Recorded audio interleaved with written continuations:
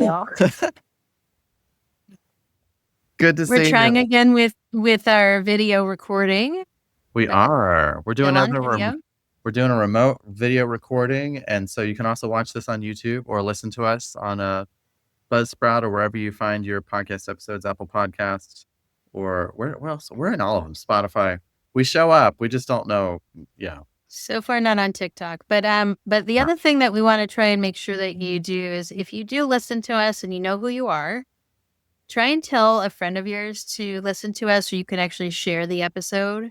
If you're listening on a podcast app, you just hit share, or if you're watching it or listening to it on YouTube, you can hit share on there. Because it seems like people keep saying, "Oh, I need to tell my friend about this," and then it's just that person's not listening. We want to try and increase the viewership to the podcast and to the video. And also, we were talking right before we recorded today, because again, being back in person for a little bit and then going back to video. If you don't want us to do video, if you really kind of just like our audio version better, let us know, because it's easier. So if you want to do video and you want to see our faces, love that too. Now you get the closed captioning from YouTube, but if it doesn't matter to you, be interesting to know. Yeah, it'd also be curious to know too, since we got our podcast stats through our Buzzsprout thing, but I imagine we're probably finding some new listeners or viewers on YouTube. So if those of you who are watching this on YouTube, I think we're definitely finding some new people to send us spam emails. We've seen that too. But that's how this stuff always works. They're mostly nice. They mostly just want us to pay for something else. So it's noise, but that's okay. And but yeah, always. So I'd be curious, if you're on YouTube, put a hello in the comments there, or if you have a question, write it down there or send it to us. We're always happy to see where you guys kind of discover us, because we're sometimes not sure. So, but I'm excited that we're back here to do another episode on CBT-I. Michelle, how have you been before we dive into the CBT-I stuff? Oh, I've been good. I have kind of been traveling a little bit, so not available as much on the weekends. So I'm playing a little bit of catch up. There was spring break, so I'm still recovering from spring break, like nearly, I guess, a month ago. When this episode comes out, it'll be almost summer, like the end of the school year. So that's always kind of a little bit difficult. And I feel like right after spring break, just school wraps up pretty quick. So it's like a race to the end. So yeah, absolutely. I would definitely say, I think that's where, because we had a really good cadence, and then we've also been adjusting, because we, for our listeners and viewers, that we decided 2025 was the year we were going to try to launch it on YouTube consistently with every episode. And we've definitely realized that there's a lot more to coordinate with video recording. So we had a good cadence, and then we kind of fell off it again, and we're figuring it out, but we're getting so. Right. And I think spring break know that. Are we doing one of your products? We are. So today we're actually going to talk about, we got one today that's not necessarily a product, but I just wanted to put a plug for it. And I'll bring this to you next time I see you, Michelle. But it's a little aluminum, like, bicycle license tag thing. It's from the Florida State Parks Foundation. I think it's coming through on the video there. Cute. And they were just doing it as a fundraiser, which I was like, wow, that's adorable. I want one. So then I bought like 5 of them, because I like to, I don't know, have things. I don't want to give you one of them. But what I think is really cool about some of the stuff that they do sometimes is, whenever there's a special event or a holiday popping up, and by the way, this is not like sponsored or whatever. This is just me liking the State Parks Foundation. But they will plant a pine tree in honor of things. So anytime there's a holiday, you just got to get on their email group, and you can plant a pine tree for any of the holidays that are coming up. So if you want a unique thing that you want to, gift somebody, you can say, hey, I planted a pine tree for you, as to celebrate whatever. So this is kind of one of those things where, you don't have to wait for natural disasters to happen, but they were doing something very similar to that in Southern California when they had the fires. For as far as improving reforestation, I said, you don't know what's happening in other states, and you kind of want to help, but really everywhere the environment could use our help. So we can Yes. put a little plug in there. Hey, if they say they need to plant trees, whether it's now or in 5 years from now, Hmm. we should probably plant trees and save the environment. Absolutely. More trees. More trees are probably needed, especially if they keep, the beach and the sand and the land stable, at least around Florida. So, but Right. yes, so that was one of the things that we're talking about today. The rest of what we're talking about today is actually a fairly kind of in-depth kind of content, because this is kind of the second kind of core idea behind CBT for insomnia. Um, and so I want to kind of quickly ask our listeners, viewers there, for what you remember from the last episode, because it's going to be important as we dive into what we're talking about today.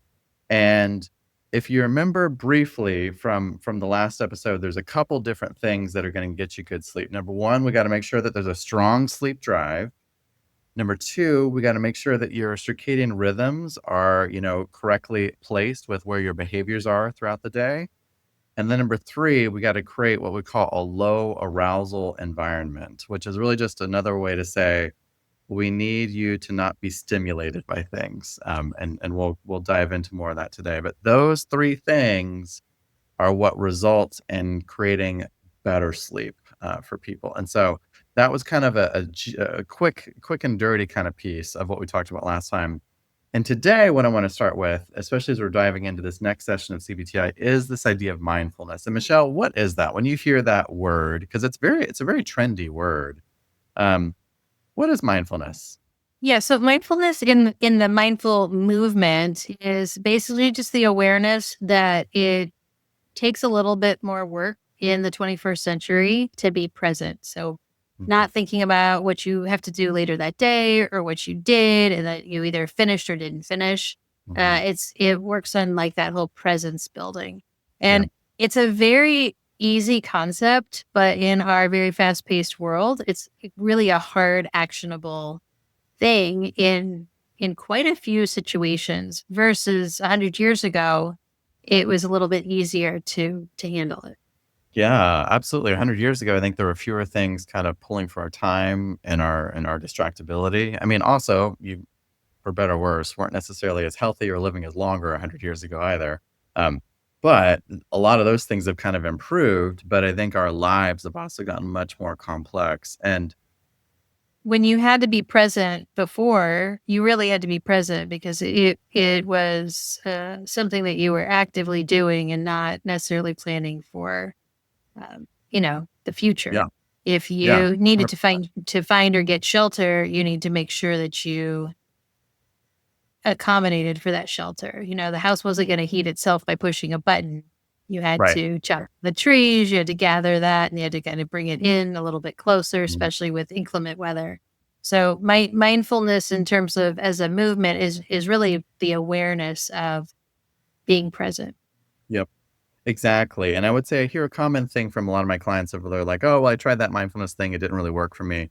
And usually that leads to another conversation, because what we're really kind of diving into is mindfulness is not about you feeling calm or about you feeling even better. In fact, you can be very mindful while going through an incredibly uncomfortable situation and experience.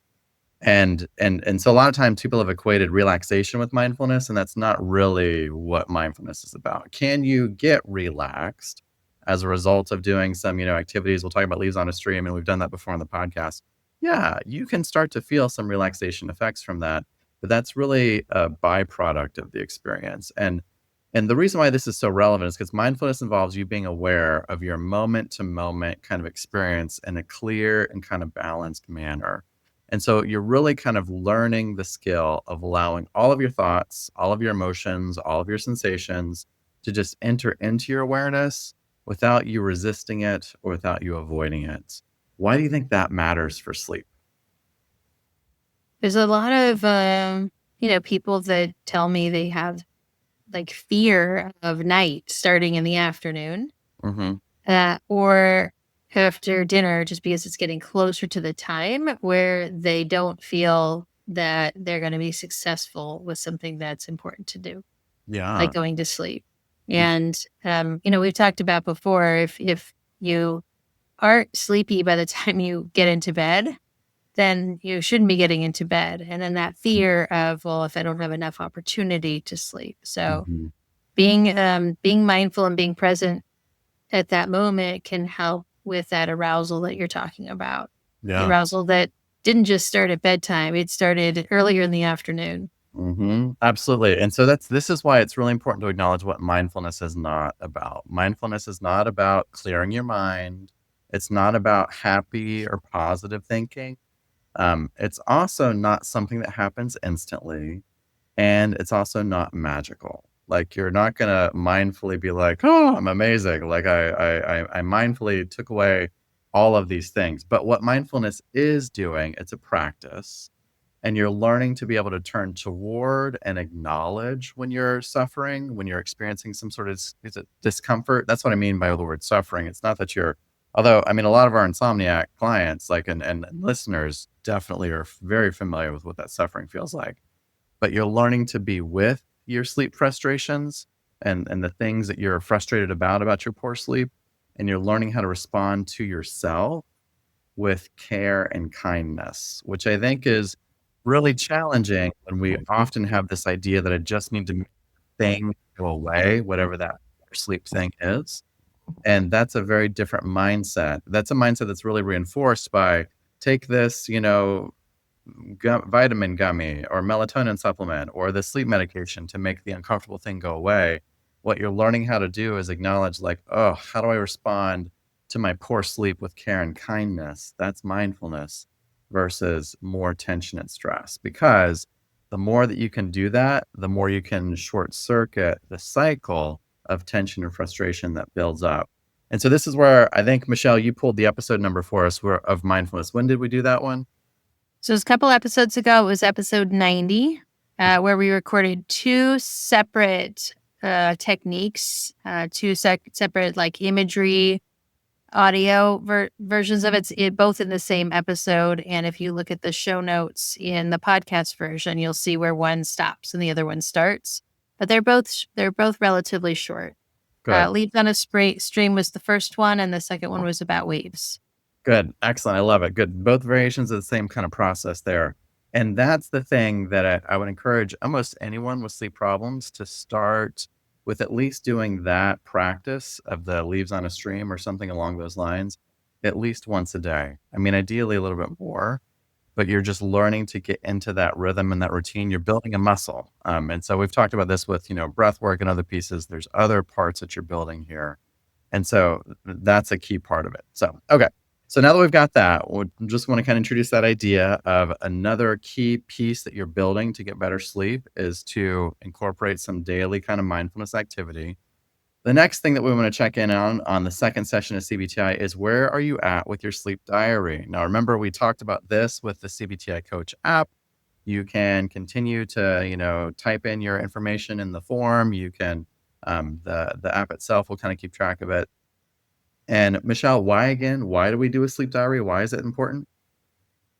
A sleep diary is a log, if you want to call it a log or a journal, and incorporated in there are, maybe some of the patterns that develop because individual days, you can say, oh, I blame it on the full moon, or I can blame it on, I had a big work meeting or something that day, or was not as active.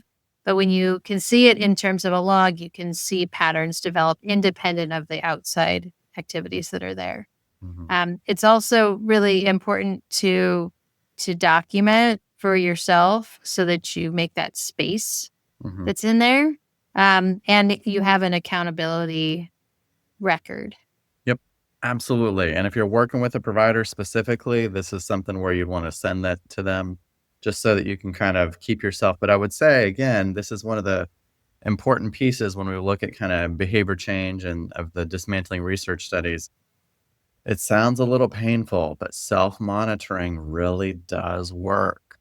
It's not the only thing that gets people better sleep, but it is a very powerful component to a lot of habit change, whether it's sleep or exercise or making healthier food choices. There's lots of validity in the idea that when you self-monitor, and here's the key thing, an app doing it for you doesn't count. That's actually not self-monitoring. I mean, data is being collected, but it's not you being aware of it. So that's another. I was joking with this the other day. So I flew out west uh about a week or so ago, maybe a little over a week, and I took a red eye home. And I Ooh, have an Apple Watch, and I keep a paper log, of my sleep, but I also use the Apple Watch to document, the sleep times. uh-huh. And the flight out was the flight back, to Florida was a 6-hour flight, and the Apple Watch said I slept for 8 hours just because of the time change. Oh my gosh, right, yeah, and then you're like, "Did that really happen?" Or maybe not. Well, it also said my sleep quality was very good. And, there's not a person on the planet that their sleep quality is very good in a economy middle seat. Or you were like, "I know what it was like to get on that flight." So, I could say okay. I'm a rock star, but no. Right, right. And again, too, another kind of key concept for all of our kind of, people living with sleep difficulties that are listening along here. Again, success is not going from 0 to hero instantaneously. It's about going through the cycles of sometimes you get better, sometimes you get worse, but over time you're trending in the better direction. And And so Dan, you said it before. You got to be really kind with yourself Mhm. because there are so many factors that go into it. Yep. But when people identify themselves, as out in the world, or they identify themselves in a clinical sleep office Mhm. as a bad sleeper, that is something that you have to get past. Mhm. You have to work through because people aren't bad sleepers. Right. They may not be as good as sleepers as they want, but they are not inherently bad sleepers. Mhm. Even if you've been doing it your whole life and you're really good at not sleeping as well as you'd like, you're not a bad sleeper. So Right. everybody can be trained to sleep well. That is a human on the planet because we were meant to sleep well. But Mhm. there's these factors or there's these behaviors or there's these circumstances that create a pattern, and we're just unweaving that pattern. Oh, yeah. I mean, that's a whole other piece that we can dive into at some point of the identity that happens a lot. We'll talk about this more when we get into the cognitive part of CBT for insomnia. It's really easy to over identify with our negative health symptom. It's not just sleep. Human beings do it in lots of different areas. But with sleep, you're absolutely right, Michelle. You're a human being, like you, and your body wants to get better sleep. We just But got to. when people come to providers or they're reading a book on it, they'll say, "Well, you've never been 500 pounds, or you've never, um, swam the English Channel, so you just don't Right. know." Um, the fact that humans can do these things and they can overcome and they can recover from some of these things, it is something that's a workable process. So because your provider hasn't, experienced lifelong insomnia, it doesn't mean that that person can't help you. It's still a process and a progress for you to make some of those changes. Right. And this, I think, is where kind of, and we've had these conversations, Michelle, this is where understanding what the research kind of says is really, really helpful because, number one, all of us are humans and even sleep difficulties are a very human problem. It's a human experience. So you're not the only one on the whole planet living with this piece. And and which, by the way, number 1, when you're living with it, it's rough, it's not fun, it is not a good experience. So, learning to allow yourself some kindness and compassion with that is step number 1. Step number 2 is learning to acknowledge and recognize, "Okay, maybe some of the ways that I've been doing things have not gotten me better sleep, and so I need to be open to that willingness of trying some new things with my sleep." And that's the key point of where the research really comes into play on a lot of this. And be careful, with the capital R research and the lowercase r research. Mhm, A lot of the research that's been published in the last 2-3 decades mhm. is hijacked by pharmaceutical companies. So really kind of watch for that gut feeling like I must take a pill for my sleep Mhm, latency, how fast you fall asleep once you try to fall asleep, versus not. We can put ourselves with tranquilizers and we're not going to like ourselves in the morning. mhm, But the best research was on sleep and improving sleep long term was done well before the pharmaceutical companies took a hold of this stuff. mhm, And at the time, the medications that were out there for sleep were extremely harmful and dangerous. So we had a vested interest in trying to do that. They become safer. They haven't become better at improving sleep, particularly in the long term. In the short term, great, fine. Right. But if you've turned short term into long term, habits, like if you have dessert when you're on vacation at every meal, and Hmm. you turn that into your regular life, your health is going to be paying for it. Right. Absolutely. And I would say a key thing, you mentioned briefly this in passing is, medications really target the sleep latency issue. Most people, it's the wake after sleep onset in the middle of the night. Which is really just is another fancy way of saying your sleep latency, not your first time going to sleep. Correct. Yep.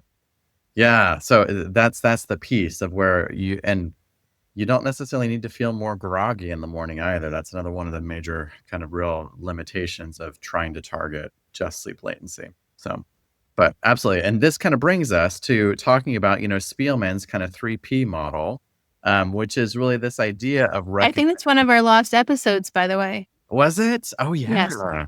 We had so woohoo, look at us. We're resurrecting things from the past of we're talking about, the all the pieces that go into what constitutes sleep and at least when we're talking about insomnia from this perspective. Again, what we're talking about is really just a primary insomnia. There's no other additional factors kind of influencing sleep, but and when we think about the kind of the 3P model, there's these 3 Ps, which we're gonna kinda take a deep dive into. There's the predisposing factors, there's the precipitating factors, and then there's the perpetuating factors.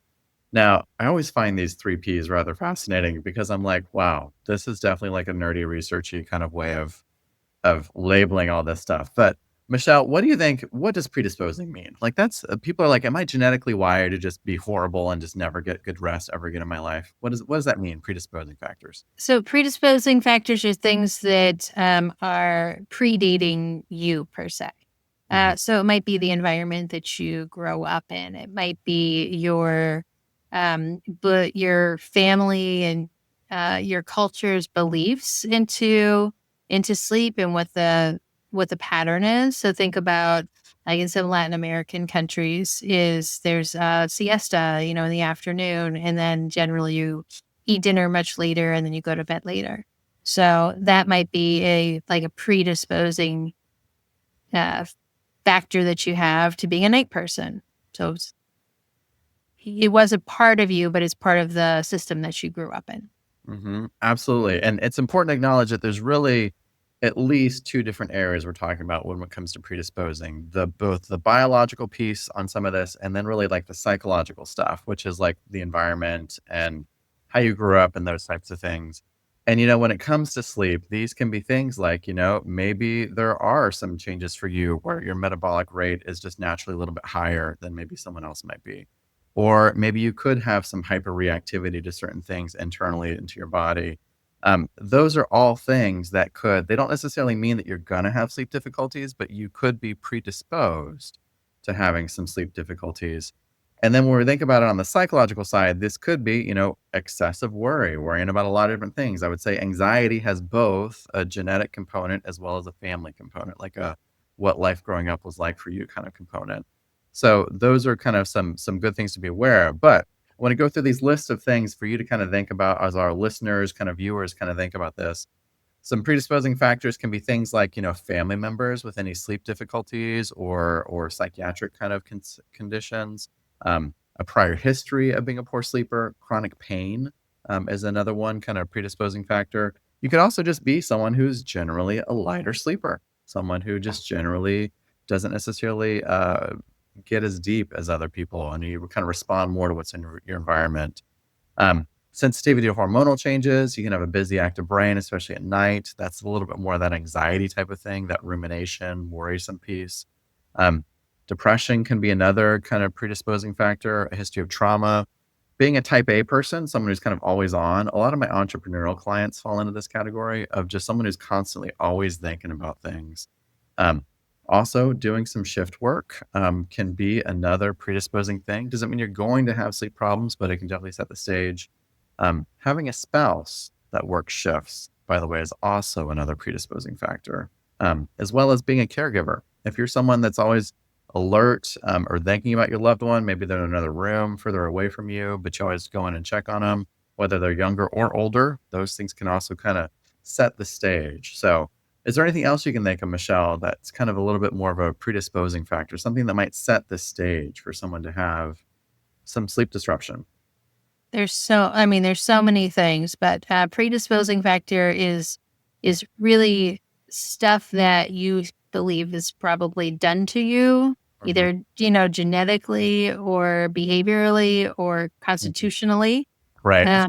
That is not part of your, I guess, your repertoire of your day to day. So some of the things that you brought up can definitely go into the precipitating factors. Mhm. Is, somebody who, has a spouse that does shift work and now all of a sudden they have, chronic pain or that they have to travel, a lot of times Yep. for their job. So, Mhm. the things that I would kind of go into uh, lead into the next part. You have these predisposing factors that get, aggravated or altered in some way by the precipitating factors. You got it. Bingo. And so this is what's super important too. Again, there's the three P's: predisposing, precipitating.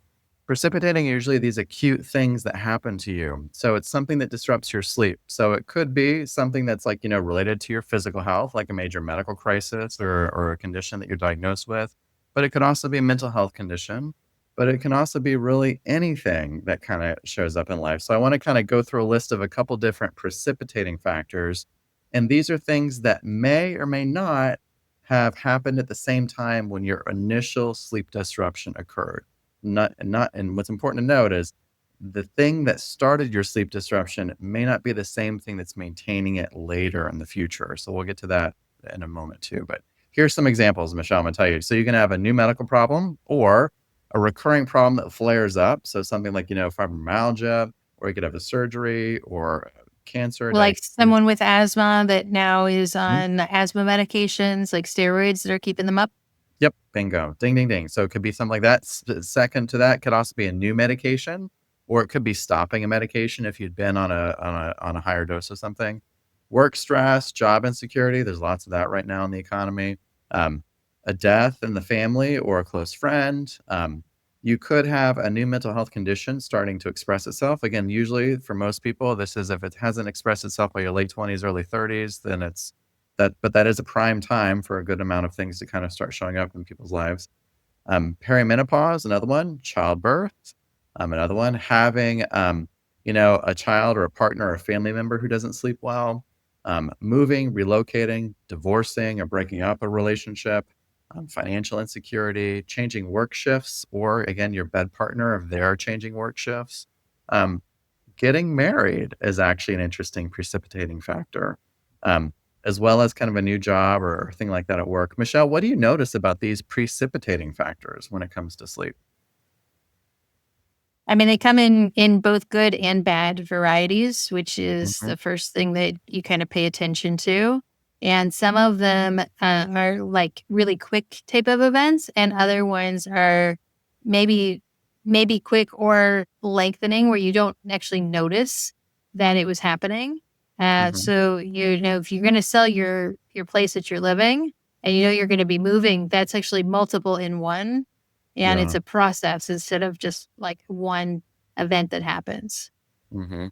Absolutely, and those of us with children too, if your kid is really going through a rough patch, so are you. Like, there's a lot that you're worrying about as a parent. There's a lot that you're checking in on, following up with, and it doesn't matter if it's a health or medical condition with your kiddo, or something that's happening somewhere else. So there's lots of these things. So again, we talked about predisposing, then we talked about precipitating. Now we're going to talk about perpetuating factors. And so perpetuating factors are the things that someone who has sleep difficulties or has insomnia does that adapts to their environment because they're trying to compensate for or cope with their sleep problems.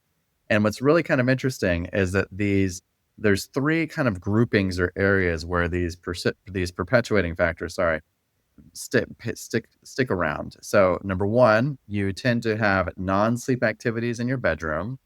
Number two, you tend to stay in bed while you're awake. And number 3, you tend to spend excessive amounts of time in bed. So I'm gonna go through a list of some of these things. Before I do that, Michelle, what do you think about those 3 things? You Non-sleep know, activities in the if bedroom? Yeah, if you're listening to this podcast and you don't want to become a patient of ours ever, as long as you don't do any of those things, you will be good. You will never need a sleep specialist if those perpetuating factors don't fall into play. Because if you recognize your predisposing factors and then precipitating factors go in, but you halt before you get to these perpetuating factors, you won't see a sleep specialist. And the people that have commented on my, evaluations, that they don't know if I'm a good doctor or not a good doctor because they'll never get to see me because it takes too long to get in.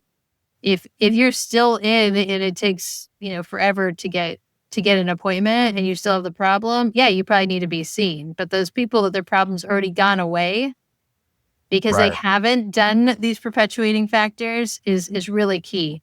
Mm, Now, if you've listened to any of the episodes, you know that if I gave everybody one idea on how to not create insomnia is you've got to get out of bed. So again, whether or not that's doing activities in bed because you're in a studio apartment and that's where you have your stuff to do and you do everything in your bed, uh, eating and homework and watching television, but also just being in bed and being awake. And it's like being in timeout. mhm. So it's very frustrating to be in a place in a time where you would like to be asleep and you cannot. Right. I'm And I gonna was create a very big noise in a second. Hang on, it's gonna fall off.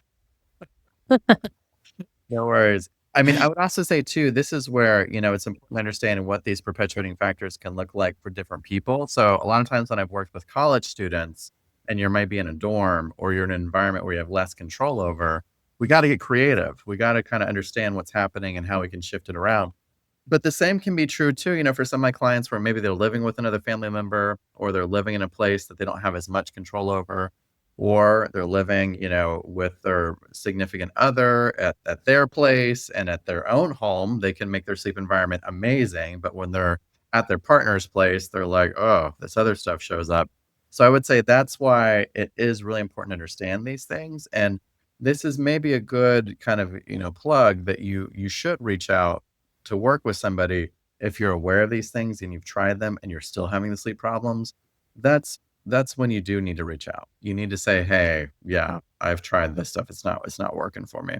But let's go through a couple of these things. These are the things to that maybe these are what you did and you likely still do to cope with your poor sleep that's not helping you. So number 1 here is naps. So taking naps are not necessarily good when we know primary insomnia is the main thing we're dealing with here. And I'm hearing just more time in bed. Yes, go to bed early in the hope of falling asleep. I feel like we should have a little, like, a Zoom poll for our listeners, like, how many of you have gotten in bed hoping to go to sleep earlier? Or just because you're bored or you're like, "I wanna watch 3 hours of TV, so I just climb into bed and do that." Um, Laying in bed later in the morning or attempting to sleep later in hope of catching up on sleep. This is a big one I see the most of trying to catch up on that sleep. Um, Attempting to sleep in later on the weekends, spending more time in bed at night or during the day. The during the day shows up for me for a lot of my people that live in their bedrooms as their main kind of living space too. It's like their bed is their living room. I would say, nope, we wanna shift that around. Drinking caffeine or taking stimulants to cope with fatigue, using your electronic devices or TV at night when you're not able to fall asleep, dreading nighttime as it comes closer. In fact, we have that questionnaire about, beliefs about sleep that we should go through that on one of the episodes too. We'll get to that when we get to the cognitive part, because the what you tell yourself is a key part on this. Um, Watching the clock at night is another one. Using your snooze on your alarm, or avoiding, you just turn off your alarm clock entirely. Taking a lot of sleep medications. Drinking alcohol to help you sleep, using marijuana or other types of things to help you fall asleep. There's lots of things that you might do that you think are going to help you get good sleep, but really don't. Other ones, you might avoid or cancel activities that might be perceived as difficult after a bad night's rest. So, for example, you might cancel going to the gym, you might avoid that work meeting, you might avoid the house chore, or you name it. Like all these things might show up. Or you might also avoid nighttime activities out of fear that they'll be too stimulating and you won't have the energy to do them. I feel like those are my clients who tell me that they won't go do things. So they'll stay home and actually be bored, even though they do need to go out there and burn energy and do things. Um, Another one that's really important that shows up a lot, you tell people that you haven't slept well as a subtle sign for them to not expect too much from you. What do you think about that last one there, Michelle? I mean, it becomes a like fulfilling prophecy, and Right. then you want to be like treated like a child. Apparently, Mhm, that's what I'm kind of hearing is if, like, feel sorry for me and maybe give me like extra love and mhm, extra props for anything I do okay because I have failed. mhm, So it's a very pathologic circling behavior, mhm. as are all the ones that you went through with perpetuating factors. Yeah. I think people do recognize it. They have a hard time breaking habits, but recognizing it, and again, full circle back to the mindfulness component. When Mhm, you catch yourself going into one of these perpetuating modes, you just have to catch yourself. Even if you end up doing it or you already did it, just acknowledge so that you can hopefully have a game plan for the next time that this pops mhm. over. Absolutely. So Which, again, again, in sleep, that could be 2 hours later. So it really makes a difference even if you've done it, if you spent all evening on social media mixed with television viewing and eating in your bed, mhm, 2 hours later, when you wake up, that is a normal phenomenon, but the staying up will happen when you don't catch, "Hey, I need to not go through those same behaviors again." you got it. Bingo. So again, 3 Ps here. We got predisposing, we got precipitating. So predisposing, what sets you up to maybe not have the best sleep. Precipitating, the thing that kinda happened to you that made the bad sleep show up the first time. And then the perpetuating, the things that we tend to do to try and recover our sleep when we've kind of had some rough sleep, and it's understanding these 3 things that gets you to make changes later we'll dive into. So, And this maybe episode that's is part now brought 2. to you by things you should not do. I know we should that could be a merch. We could have a beach bag. Things I shouldn't Our do. catchphrase, Oh, yeah. things you don't wanna do. We're looking at Anyway, that takes us really to the end of this episode. we went a little over on this one. This was a longer one, but it's good material, but we're gonna go over part 2 of this, next time. So, all right, Sleep Nation, we'll talk to you guys soon. Alright, bye. Bye.